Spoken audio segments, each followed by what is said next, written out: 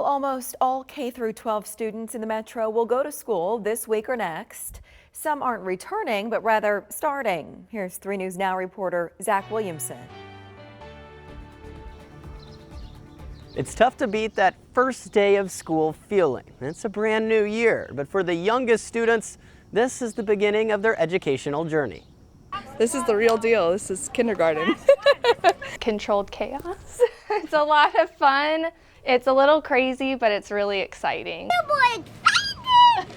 Wildwood Elementary's first official day of school is tomorrow. However, it was day one for kindergartners. I'm nervous.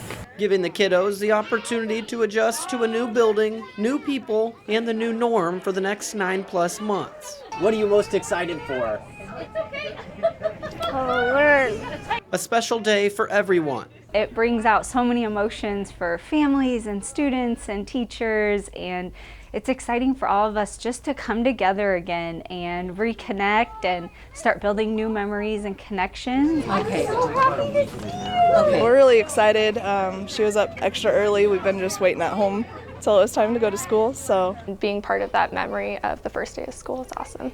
The first step the little ones will take this year and beyond. There's so much growth in kindergarten because some of them come in still working on their letters, and by the end of the year they're like reading their CVC words like cat and bag, and just watching that growth is amazing, and getting to watch them continue their career from kindergarten all the way to 6th grade is pretty awesome. It's really, truly the start of an amazing journey for these kids. Reporting in Ralston, Zach Williamson, 3 News Now. It was also day one for Ralston Community Schools pre-K 7th and 9th graders. All of the district's students will be in class for the first official day tomorrow.